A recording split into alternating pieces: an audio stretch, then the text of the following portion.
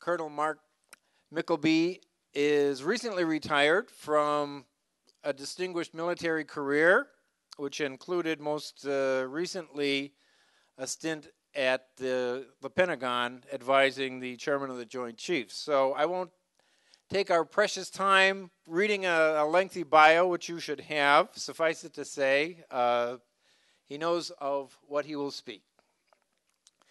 And for those of you who haven't been in the first two installments of this series, our overarching concept for what we're trying to accomplish is to have a speaker frame the big national and international issue, and then have the benefit of local authority on that subject to bring it back home. And so tonight we're very pleased to have Deborah Fugenschuh, who's with the Wisconsin Donors Forum, who is very actively engaged with a lot of the issues that will no doubt come up tonight, and deals with what the philanthropic community is doing to try to attain some of the goals that we're talking about. So without further ado, I would like to invite you to help me welcome our first speaker, Colonel Mark Mykleby. Later. But I want to talk about grand strategy for this nation, and how it got to a position where, you know, as a Marine colonel and a Navy captain named Wayne Porter, got put in a position of having to try to figure out a grand strategy for the nation.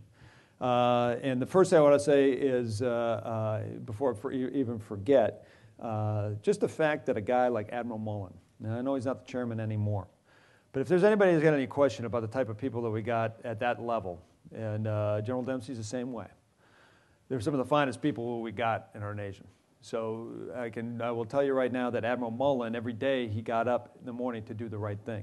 He looked himself in the mirror and decided he was going to do the right thing. And the guy was intellectually curious and infinitely patient, and the consummate military professional, and he didn't have a political agenda, but he just had the interests of this nation at heart.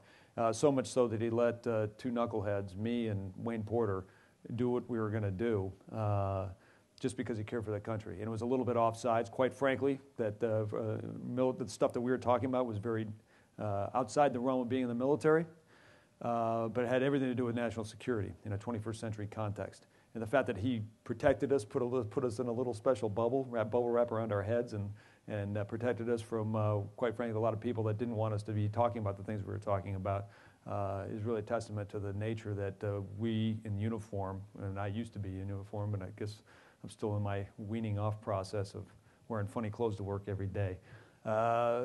We truly do believe, and we swear an oath to the Constitution of the United States, which is a very beautiful thing, because I think as far as I've been able to figure out, we're the only military that swears an oath to an idea that's articulated on a piece of paper, not to a king, not to a queen, not to a political party, not to anything else, but just to an idea that we all get a fair shake in this world, and that self-determination and process of democracy trumps all other imperatives, and that we serve the polis, the citizens of this nation, above and beyond anything. And nowhere is that better seen than in a gentleman like Admiral Mullen. So I just wanted to say that. Probably said it longer than I should do, but I get pretty fired up about that particular point.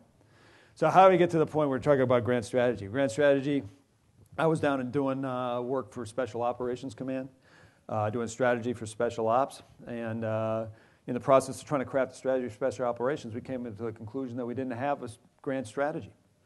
It was hard to contextualize what special ops guys are supposed to go out there and do out in the world if we don't have what's this nation about?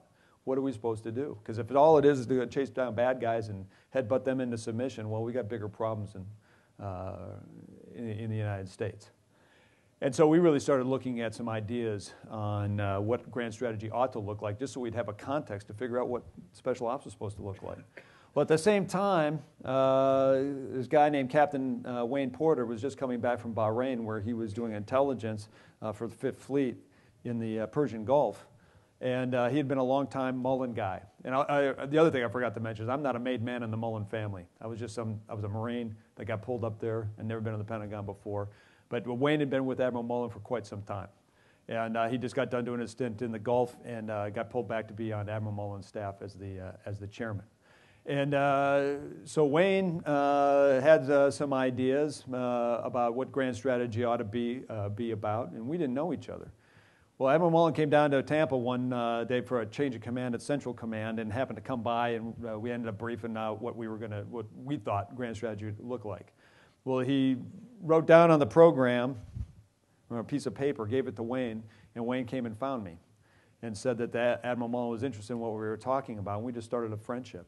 Well, next thing you know, about 6 months later, I get this phone call. I'm just happy down in Tampa, doing my thing.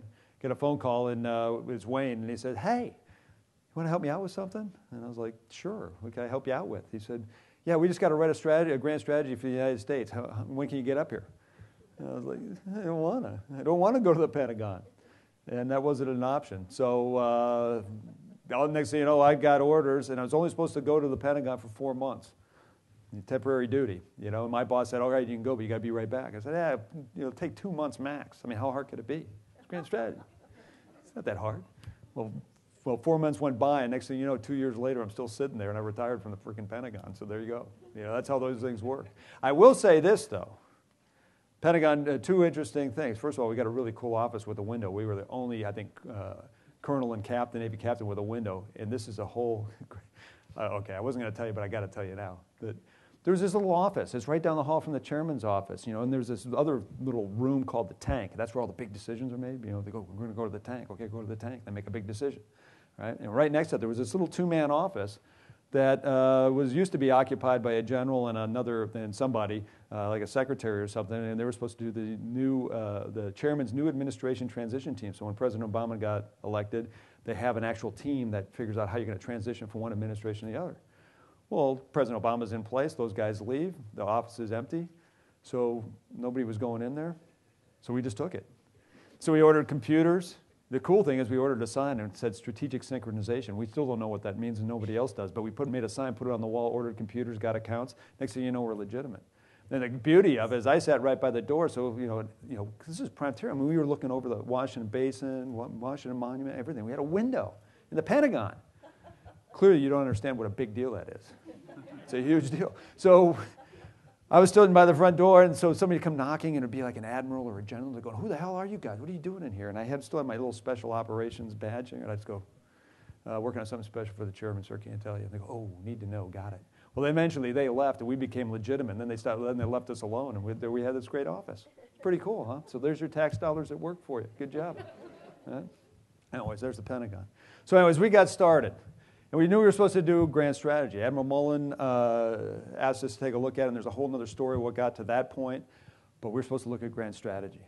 And when you go to war college, they have this ends, ways, means thing. You're supposed to craft out this really neat strategy. It's very linear. It's very deterministic. Well, guess what? The world doesn't work that way. And by the way, when Wayne and I started talking about it as we looked out that window, which was pretty cool because we're the only captain and colonel. I'm going to keep going back to that point because it's really cool. Just so you know, it's a big point, big deal. We recognized that what America needed right now wasn't another strategy. We've got so many strategies in Washington, we don't have a strategy.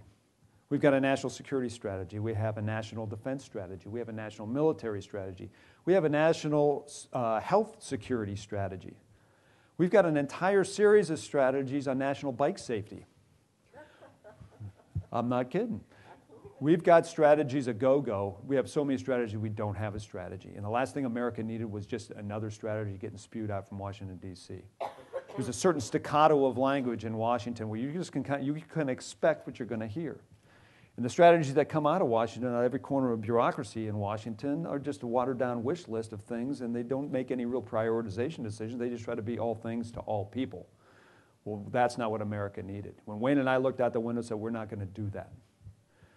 And we really started taking a pause and look at what we thought America could use and what would be effective. And I'll tell you right now, my decision calculus, my litmus test on what would be effective was Mom and Dad Mykleby in Wayzata, Minnesota. If the words that we could put out there would resonate with them and have some kind of visceral meaning to them and actually address the realities that we face as Americans in a globalized, interconnected, interdependent, hyper-transparent world, well, then maybe we were onto something. So we didn't propose that we were going to have all the answers. We were just going to propose perhaps a story, a narrative, a national strategic narrative that would talk about more about the realities that we face, yes, but talk less about all the things that we were against as Americans and talking about the things that we were for. Instead of being wedded to this absolutely masochistic, nostalgic view to the past and about what was being taken away from us and what we don't have and what, China's rising, Iran's bad, yuckity yuck, we're talking about what are we for? What could we be in the 21st century? What are the touchstones of being Americans? And where is the strength that we need to garner to be the best America? Because I'm telling you right now, the world needs America to be its best. And it goes back to the point that one of our most eloquent speakers and idea men, founding fathers, Thomas Paine, wrote in Common Sense. In the introduction to Common Sense, this is what Thomas Paine said. He said that the cause of America is in a large measure the cause of mankind. So what is our cause in the 21st century? Is it just threat and risk? Or is it about what America stands for? Opportunities-based. Hope. I'll tell you that hope isn't a bad thing. No, it's not a planning factor, but it is an absolute critical element to the human condition. And that's what America brings, an optimism, a hope that things will be better and that we can figure this thing out. So that was the catalyst for Wayne and I to say we're not going to write a strategy, that we're going to write a story, a national strategic narrative. And so just to get to the point, when we looked out the window, what did we see? Well, we saw an America not in decline, but definitely America stuck in a status quo. And that really got us thinking. Because back in 1946, when George Kennan was sitting down in the basement of the embassy in Moscow and he's gagging out the long telegram, thinking about the Soviet Union, and he kind of came up, while he didn't overtly label it containment at the time, he did offer that concept of containment. It was later more formally articulated in the Sources of Soviet Conduct in the article of Foreign Affairs in 1947, his X article. He really laid out the conceptual framework for where our nation was going to go in the future, in that context at that given time. And it was absolutely the right thing to do. George Kennan, first-time caller, long-time fan. He was just absolutely a prescient guy. He figured it out. And I have to say also, a lot of people called what Wayne and I did this National Strategic Narrative, the Y article. We didn't say that. I don't think that wasn't us. Somebody else did that. So that, it's an honor to have somebody say that, but there's never been there's only one George Kennan. And when George Kennan laid out was absolutely the correct strategic concept going forward in time. But either by default or by design, doesn't matter. We also came up with this National Security Act in 1947, which gave us the strategic construct that we needed to implement this concept of containment. And it seemed to work. Now, we stubbed our toe over time. We had a little stub at Korea. We had another little stub in Vietnam. But we were always able to go back to the truth-seeking north of what we had to do as a nation. Now, whether right or wrong, whether we like it or not, Americans had a visceral idea of where we were heading as a nation, what we needed to do. There was a reason why people had fallout shelters in their yards. Now, that's not a very pleasant thing to talk about, but they understood what their skin in the game was. They also understood that the economic engine, what they had to contribute, the GI Bill getting educated, what that would contribute to the overall cause. We understood the National Defense and Highway Act was a complete integration of the public and private sectors for an overarching strategic end. There was common ground. There was convergence in both sides of the aisle, and there was political divisiveness back then. There's never been a time where there hasn't been, but there was a common understanding of where we were going.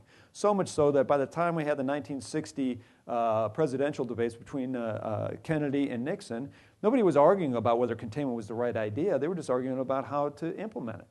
We had a common vision. We had a common view. That's what Wayne and I were trying to do. But in that framework of containment, how much does that, or how relevant is that to our current condition, our current context? Containment was designed around a framework of control, a strategy of control. And during the Cold War, we could have that framework of control, where we could, because just the nature of information, control how people viewed things and how we were going to implement things. It worked, all right? But when the Soviet Union collapsed, we never did a big reset, and we never recognized exactly where we stood and what our role was, what was the cause of America going into the 21st century. And that's the thing that Wayne and I focused on. Because the strategies of control are no longer pertinent. Strategies of control, you cannot control dynamics. This is Stoic philosophy on steroids.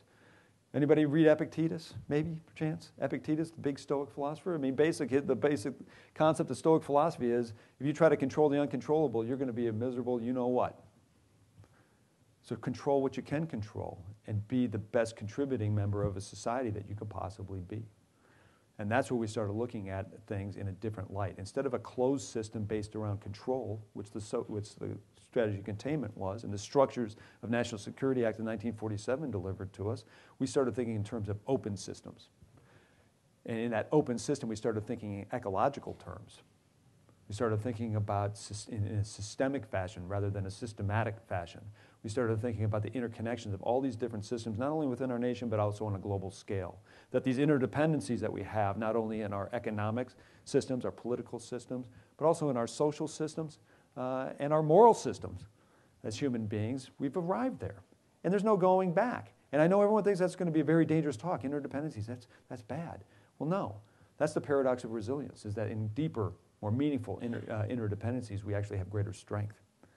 That's the perspective we looked at it. We looked at it from in ecological terms. And that's what led us to, can we move from a strategy of containment to a strategy of sustainability? Sustainability, the ecological concept of sustainability being an organism's ability to remain diverse and productive over time. Interesting definition. I mean, that's just a science definition. Right? And I should have said back there before, and I know there's a certain amount of that there's a global conspiracy around sustainability. Well, I'm here to tell you that if a Marine colonel who dedicated his life 28 years in uniform to the security of this nation, I'm here to tell you there's no stinking global conspiracy around sustainability. Right? It was just us looking out the window and saying what's going to be needed going forward, because it's not lost on me that as a human race we're consuming 1.5 planets worth of resources. Now, I wasn't very good at math, but that math doesn't make sense to me, because you only got one planet. We've got a resource-constrained environment. The math doesn't work out. And oh, by the way, if everyone consumed at the rate that America consumed at right now, we'd need 4.5 planets worth of resources. That's just math. It's not ideology. It's not the religion. It's nothing else. It's other than just stinking math. And that's of strategic concern, to me anyways, not just because I'm a Marine, but also because I'm a dad. So, stepping back to the concept of sustainability, an organism's ability to remain diverse and productive over time. Diverse, depth, resiliency, our ability to take a gut punch at a national scale. All right? We don't have that right now. We have very brittle, linear systems.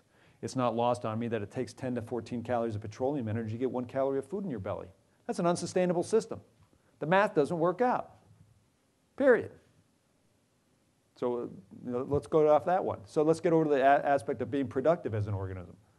When you're looking at being productive as an organism, that means your ability to prosper, the ability to growth. But we tend to only view growth today in only quantitative terms. We're not considering the ability to grow in qualitatively. So now we have people that we have 1/3 of our nation is clinically obese. We spend $174 billion a year on diabetes, $116 billion a year in direct medical treatments, $58 billion in ancillary costs and lost productivity and lost work time. We've got increasing rates of asthma. We've got people that we're losing pace in the education realm. So our mental health, our mental condition, our physical health, our physical condition is waning. When are we going to wake up and smell the coffee and say, maybe this is the time for a shift? The math isn't working out. And oh, by the way, 50% of Iowa's topsoil is gone. 50%. Now, I'm not smart, but I can do math, kind of. 50%, that's a lot. That's a lot of dirt that's gone. That's a self-inflicted wound because we've chosen, there was a certain policy decision made in 1972 by Secretary of Agriculture Earl Butz that we were going to go to the big agribusiness model. Now, I'm a Minnesota guy. We actually had a family farm, and I know a little thing or two about corn. We can no longer continue at this pace because eventually Mother Earth has this nasty habit of kicking us to the curb when we piss her off too much. Just to ask the cod industry. We've already got plenty of models, systemic collapse in ecological systems when we push it too far. At what point are we going to recognize that the ability just to grow food, one of the most basic things that human beings have to do, our nation's ability to grow food, and oh, by the way, feed the world. We're through 7 billion, we got another 2 billion people to incorporate into the world. And we feed a lot of them. When are we going to get to the point where we recognize that the way we're farming right now is not sustainable? It's not sustainable. I mean, it's just a word. It's not a poisonous word. It's just the reality. It's based on science. It's based on math. And it's based on a strategic imperative that we've got to come to grips with. Sustainability needs to become our national strategic imperative for the 21st century because the math isn't working out the way we currently are. So what does that all mean? When we framed all this out, when we came to this epiphany that we have to take an ecological approach, we have to think in terms of ecological systems. We have to think systemically about grand strategy for the United States and all the systems that incorporate that. Beyond national security just meaning defense. The national security isn't just defense. It's just not about our shores outward, that it's about the integrating our systems that are so critical and vital to the human condition here in our own nation, as well as those around the world. We have to start thinking in those in an integrative design fashion.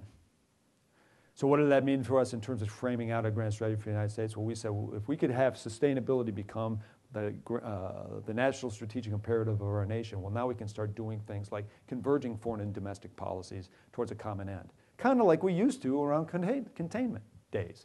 Instead of having this either-or manichaeistic binary choice between foreign and domestic policies, we need to converge them. Converge them around the concept of sustainability. And in the framework of doing that, that means smart power abroad, the Joseph Nye concept, and smart growth at home, if we want to frame those out.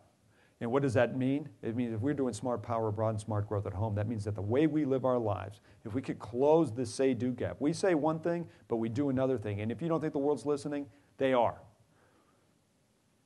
I got plenty of examples of being out and about doing weird stuff over the past 28 years that will tell you that it got me convinced that as the day is long. But smart growth at home can be our exportable model about what it's going to take in a 21st century context as a human condition in order to thrive. And that's what puts us back in a place of leadership. By building our strength at home, we can have the credibility and influence abroad. And it's not a control thing, and it's not being able to dictate our terms, because I'm talking about influence the noun, not influence the verb. It's the way we live our life at home is going to dictate our relationships abroad. Smart growth at home means smart power abroad. When we start showing how to play the game and doing the game, then we're going to have that credibility and influence to address our enduring national interests of prosperity and security over the long haul. And, oh, by the way, we're going to do it in a values-based way. So we don't have to make the false choices of kicking the door in on somebody because they piss us off. Now, we may still have to do that. I'm not talking about getting rid of the military, because I'm all about a strong military. All right? But we have to put it in perspective, because if all we do is lead with a military chin, guess what? We become the land of threat and risk, and we're no longer the land of opportunity. And let me just tell you a quick story. In 2007, I was in West Africa in Mali, doing some stuff north of the Niger River. And at that time is when we learned that we were going to have AFRICOM, the Africa Command, because now we're finally going to pay attention to Africa. And so we were all excited. We're going to pay attention to Africa. This is going to be a wonderful moment, so we announce it. AFRICOM's coming. And when I started talking to my Malian friends about AFRICOM, guess what the number one question they asked of me? Who are you going to invade? Who are you going to invade? That hit me between the lights, right between the running lights, like a ton of bricks. When did we become that? When did we become that person? When did we become that nation? That when they see Americans coming, they want to know who we're going to invade. So this isn't an advertisement against military power. I'm proud to be a Marine. I'll always be a Marine. And I think we need to have the strongest, most capable, most effective military the world's ever seen, and we're going to continue to have that. Because trust me, there's plenty of bad people that need to be headbutted into submission. That's what God put Marines on the ground for. All right? And that's what we're here to do. But it can't be our primary face to the rest of the world.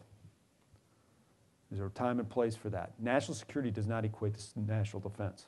It's part of it. National defense is part of it, but it doesn't equate to it. What national security these days is food security, water security, having a built environment that accommodates human beings and not just automobiles, that we start getting off of fossil fuels and start getting serious about renewable energy, that we start getting serious about the education of our kids to give them the skill sets that they need to thrive in a 21st century context. We are now 8th in the world in innovation dominance. We put innovation on the map. And we're giving that away just because we just won't address education in an adult fashion, that we put this false choice between our kids' education and our ability to go to Disney World? Give me a break. This is national security on steroids when we start talking about the fabric of our society. This is the place that we've got to go to. This is the place that we used to be at. And if you remember Thomas Paine, the cause of America is the cause, in a large measure, the cause of mankind. That's our obligation. It's our responsibility. Nobody else is going to do it. You think China's going to step in that place and take care of the math, the 1.5 planets worth of resources we're consuming? They're not going to do it. We've got to do it. So that's where Wayne and I got to. And so what did we end up talking about at the end of the day? Yes, raise sustainability up to be our national strategic imperative for grand strategy. And in the process of doing that, maybe we can get to a place where we do a National Prosperity and Security Act that fundamentally reframes our approach within government, as well as how do we incorporate private and civil sector resources to address these very vexing, novel, unique problems that we have in the world. This is an issue of U.S. code, U.S. authorities. We can talk about that later if you'd like. But we did it with NSA 47, National Security Act 1947. We did it then.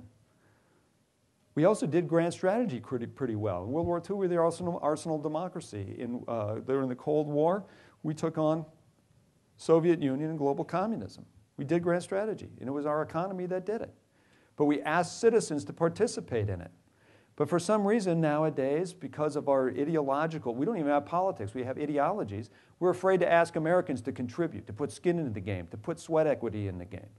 Because God forbid we'd ever ask Americans to actually do anything anymore, because right now we've got this resident sense of entitlement instead of a citizen sense of responsibility and destiny. That's what we need to get to as Americans. And there's no single ideological answer to any of your problems. It's in your hands. If you ever read de Tocqueville's book, Democracy in America, that was his #1 observation, that Americans just get it on. When are we going to get it on? Are we going to wait around for someone to give us the magic answer? Well, guess what? There is no elf on a moonbeam that's going to fly down and give you the answer. We are those elves. We're sitting on the moonbeam. It's time for us to get on with it. And so what do I say as we come together as Americans? Now, this may sound like pie in the sky, but there's no other solution to this. The ideologies that we currently see tearing our nation apart, and I can say this because I'm a Marine, I'm still apolitical, I'll always be apolitical. I do not subscribe to any political party. And I don't care if it's cash for clunkers or promises for $2 a gallon of gas. Whatever party wants to give you, right now I'm not buying it. Because either way you cut it, it's nothing more than loaves of bread being chucked up in the Coliseum to placate the mob. All right? It's time that you start facing the reality that we have got to put skin in the game, because there's a certain thing that we cannot escape as Americans, that we have to be citizens. That the purpose of the polis, as Aristotle said, was to create good citizens in pursuit of the good life. It's our responsibility. Nobody's going to give it to us. And it's in that pursuit of the good life that we will find our destiny again. We will find the cause of America. It comes down to grand strategy. Grand strategy is nothing more than philosophy. And remember what philosophy is. Philo, love. Sophos, wisdom. A love of wisdom. There's no technological answer. Remember what technology is. Techno, skill. Logos, knowledge. This is our skill and knowledge. It's important stuff. But until we have a philosophy that informs that technology, we're lost. And I wasn't the first one to say that. Cicero said that on duties. He said, arms in the field are of little effect when there's no wisdom at home to guide it. There's nothing I can do, Captain has to do now, I used to do, that I can do abroad to help you out. National security isn't defense. It's how you live your life right home and the choices that you make. So at the end of the day, am I talking about utopia? Damn straight I'm talking about utopia. Because remember what utopia, let's do another etymological drill here. There's 2 different ways you can spell utopia. You can spell it the OU way, OU, or EU, topos. Well, the OU, topos being in place, OU is no place. The EU, topos, utopia, is good place. And let's close this out right now, and we can talk more about details, because I know this has been pie in the sky, but just one last thought that our Navajo friends remind us. You can't get to a good place in a bad way. It's time to start considering what is our way. We're better than where we are right now. We're not about threat and risk. We're about opportunity. Let's start pursuing the opportunities and have the guts to move forward and make this country what the world needs right now, because our cause truly is the cause of mankind right now. Thank you.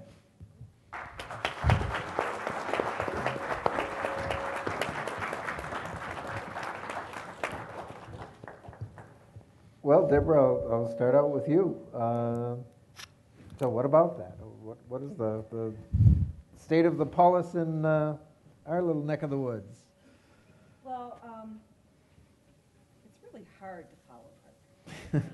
Not only is he can quote philosophers and he can and take words apart and put them back together again in ways that give us new meanings to something we might think is cliche, but he has presented a very grand idea about how we can be secure and prosperous at the same time, rather than, oops, am I not on? Okay. Well, you could just pretend that I was really articulate, and I just said something phenomenal, and I don't know why it's not working. Hello. There you go. Woo, woo, woo. There you go. Okay. Oh, there I go. When Mark was speaking, as I mentioned, I was captivated by the article that I read by Mark and his colleague about combining security with prosperity. Over the last several years, in the 90s and 2000s, we have had a culture where we were in depravity to be secure, and where we've given up to be secure, rather than to look at how prosperity can increase security. And I was thinking, as he was speaking, about Aristotle. Aristotle had 4 tenets to happiness. It was a secure home, healthy food, an education that is quality, and an aspiration to a higher meaning in life.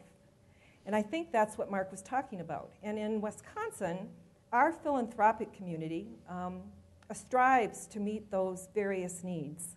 When we talk about food security, we have philanthropists, both foundations and individual philanthropists, working on food security, working on how to grow healthy food. There's a foundation that has partnered with a technological industry and have created these large instruments, and they're piloting it actually in Iowa because of their 50% lack of topsoil. They're in the shape of a big boat, and as the boat fills with water, it sinks to the ground and soaks the water, and when the land is saturated, the boat lifts up. And the farmers control it from their iPhone. And so they are looking at how not to waste water, how not to flood their lands, how that they can grow diversified corn, by controlling the water and rebuilding the topsoil. We have funders here in the Milwaukee area and the Water Institute looking at sustainable fish farming, looking at water quality, looking at no-point pollution, which is the runoff, and working with farmers to curtail the runoff. We have a very interesting project going on talking about sustainability and succession. Wisconsin, is a farm and dairy state, and our farmers are aging, and we don't really have a clear pipeline of who's going to be the next generation of farmers. It's the Hmong. And currently, the Hmong cannot afford to buy a farm, and they grow all of their vegetables within 4 acres, and they switch from farm to farm using just 4 acres. And so there's a very innovative funder in this area who has purchased land, 80 acres, and gave it to 10 Hmong families to learn to grow perennials like asparagus and flowers and plants that can grow year after year, so that they will be, and they're being trained to begin to think of themselves as the next generation of farmers. And so there's investment funds being created by philanthropists to help Hmong buy farms that are being sold. So we will continue to stay that really strong agriculture dairy state, which we are known for, and have the quality food that we have, and that we can grow food that is local and we can eat that. I mean, we have the slow food movement. I don't know how many of you are familiar with that, but it was created in Italy, and it's funded by philanthropists there and here. And Madison is the largest chapter in the United States. And so for many individuals in the Dane County area, they're fortunate that they can buy all their food and meat within a 100-mile radius, so lessening the footprint. So that kind of cost to transport food is being seriously looked at in our state. We are looking at, through the philanthropic world, looking at having centers for farm trucks to go to that are on the cusp of the cities, and then the cities bring the food in, so the farmer doesn't have to drive it as far, so it can stay fresher and be used just in time rather than long term, or by waiting for it or having to have it when it's not at its peak harvest. Water, we have the Great Lakes. We've got the Great Lake Compact. We have people watching over our Great Lakes. They're our biggest resource. They are going to help rebuild our manufacturing area in water manufacturing. Badger Meter is what's leading the area in manufacturing tools to regulate water. It's on the forefront of many of our philanthropists' minds of how they can do effective public-private partnerships. We have a Great Lakes Coalition with Michigan, Illinois, Indiana, Ohio, and Wisconsin and Minnesota to pool resources. Over $1 billion in philanthropic dollars are going into the study of how to keep the Great Lakes clean. Philanthropists do some things really, really good. They fund innovation. They invest for the long term, and they're independent of the political structure. So being Switzerland, they can take risks. Historically, philanthropists have always done this. I don't know if you're aware that we wouldn't have an airline industry today if it had not been for the Vanderbilts, because government didn't want to invest in the airline industry in the beginning because they thought it was too risky. The white lines that divide our highways that keep us safe, and that Mark had mentioned during the 50s where we built that infrastructure, a philanthropist in Connecticut, right when cars were being built, noticed that on the curvy streets of Connecticut, the cars were going off the road, they were having accidents, they were crashing, and so he went out and bought 18 gallons of white paint, and he took 4 miles and painted strips down them, and then he sat out every day and monitored the safety of those cars.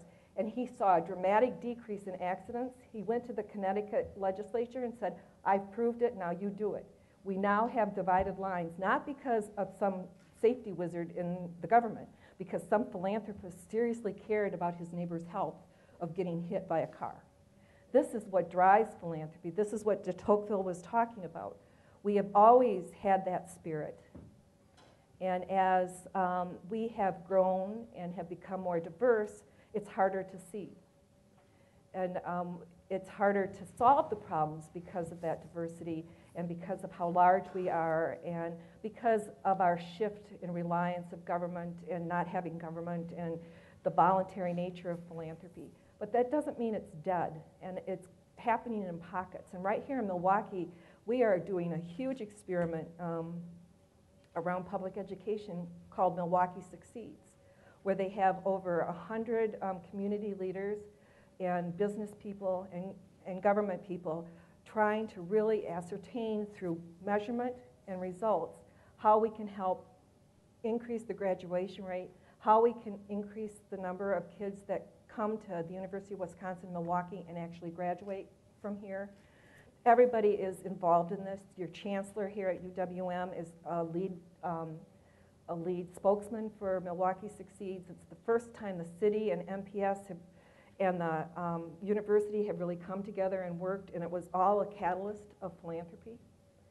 and philanthropy will drive the research and the data based around it. So we're working there, and I think the key area where philanthropists are seeing a real need for them to come together in collaborations is around engagement. After the publication of Robert Putnam's book, Bowling Alone, I don't know how many of you are familiar with that, but it's a sociological study of how we do things independently now, and that more and more people are bowling, but they're not bowling in teams. They're bowling by themselves. Bowling alleys are open 24/7, so you can go if you're working the third shift or a first shift, or if you want the day off, and you can bowl all day long, and nobody's talking to each other. and Dr. Putnam is concerned that this was the first step in the erosion of our civility and our ability to care about our neighbors. And oftentimes, our neighbors aren't just the people we live next door to, but the community we live in and work in, and how easy it is for us to not bother with that because we're going home. And actually, I was talking to Mark and Doug and Julili. David Brooks had an article in the New York Times today, an op-ed piece, about that, about loneliness and how people aren't getting married, they aren't partnering, because they want to be independent, they want to have the resources just for themselves. They work within a social network, but it's not connected to human touch and human interaction. It's posting on Facebook, it's doing Twitter, it's going into a book club and coming out of a book club, going here, going there, but never forming bonds, and how that erodes the foundation of what our country was built on. That ability to care about your neighbor and know who your neighbor is. And so we see a lot of funders funding voter ID, not because of a political stance, but because of the fear of disenfranchisement. And that there are programs being created for kids to talk about engagement. Youth funders are oriented toward more of kids being involved in their community, of doing volunteer service. You see that in schools requiring community service now before they can graduate. Even in our college system, we have that. We are trying to overlay through bureaucratic institutions the inherent purpose to care. And funders are funding that, but we have to do it as a community. It's just what Mark had said. We have to take some responsibility for this. We can't rely on government. We can't rely on someone else doing it. We need to do it. And I think those are the messages that many of our youth-serving agencies are trying to instill in the young people that are growing up. But if those young people can't read, if they can't add and subtract and do fractions, if they don't know where France is, if they don't understand what a goldfish is, if they've never seen a polar bear, they are going to be disconnected in ways we don't even have a clue of what it would mean to us as we move into the future. And I think those are the key areas that I see in Wisconsin philanthropists at looking at and trying to solve. And I see much more collaboration amongst themselves as well as the nonprofits that they serve to solve these problems. Well, both of you have hit on the importance of sort of what used to be civics. And I was doing some research on a project recently, and I ran across some of the Coronet films. Now, you may remember from your grammar school days, if you're old enough, these are the company that produced a lot of films. They strung up the 16 millimeter projector in your class and dimmed the lights, and you learned about how a bill becomes a law or why you should vote. And why do we stop doing that? I don't know. I mean, I really don't know. Maybe it's because maybe it's just become such an assumption, or that we just take it for granted what makes up our nation. I mean, I was referencing this earlier. The 2000 elections to me was a really curious time, presidential elections, because we beat ourselves up over hanging chads, and how could we possibly be this screwed up? you know, and that finally came down to the Supreme Court of the state of Florida. I know there was a whole mishmash of stuff there, and it was a mess, and, you know, how could we decide the president? We should have taken a little bit of a step back, because while we were so, you know, beating ourselves up, we should have just taken a step back and looked at all the, you know, the slack-jawed wonder of the rest of the world looking at us, you know? Because if there's any other country, there'd have been tanks in the street. But here, the rule of law is so ingrained in us as a nation and as a people, we just categorically accept it. Well, I guess that, yeah, all right, the Supreme Court of Florida, they get to choose. You know? It was one of the best and most shining moments of our republic in modern history, and we didn't take the time to appreciate the fact that how ingrained the rule of law is in our nation. Now, we can argue about what the right legal decision was, but across our entire nation, deciding who was going to be the leader of the most powerful nation in the world was going to be decided by the rule of law, and we just accepted it because that's just the way we are. I think that is something worthwhile continuing and making sure that their kids who are in school at that time understand why the rule of law, it comes down to civics, is so important and just the central element of who we are and what we are. Because I'll tell you right now, if you're sitting in Afghanistan, the rule of law is the last thing you're worried about. Well, that's the last thing that's on your mind, because there is no rule of law. There's rule of fist and iron in tribal allegiances. Same thing in Iraq. Same thing is happening in Syria. It's going to happen in Libya, and it's happening right now in Egypt. These are really wonderful, special things, and I think it's worth our while to make sure it doesn't rot on the vine if we take a little bit of time just to understand the civic structure of our nation. You know, and if you don't want to say the Pledge of Allegiance, well, don't say the Pledge of Allegiance, but let's at least understand how our government functions and why we ought to vote.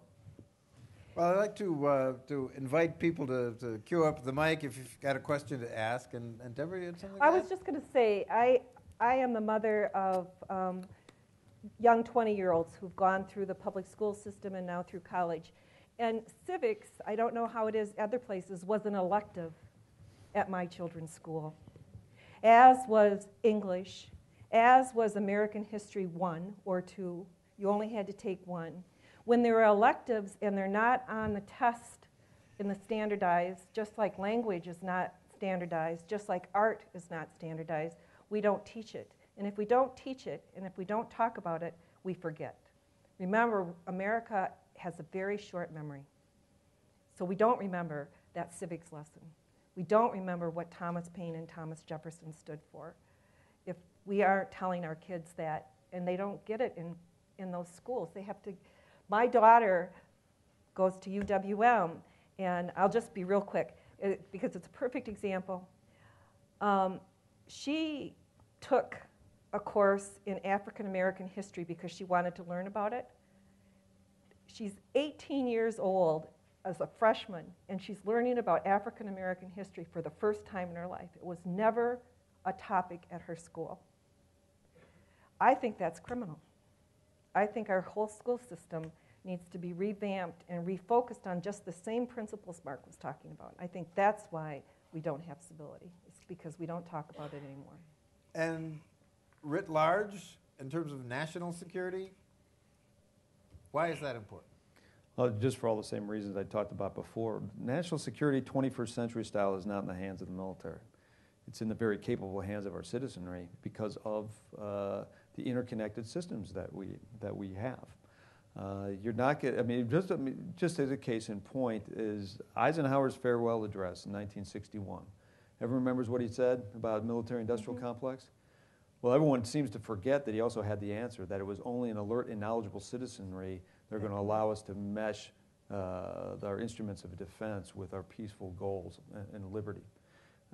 An alert and knowledgeable citizenry, I would posit that we're neither alert nor knowledgeable. At least, I'm sorry that Whitney Houston died, but that shouldn't have been the full press coverage when things are happening in Syria that impact us directly. Maybe we could have a little bit more balance in that regard.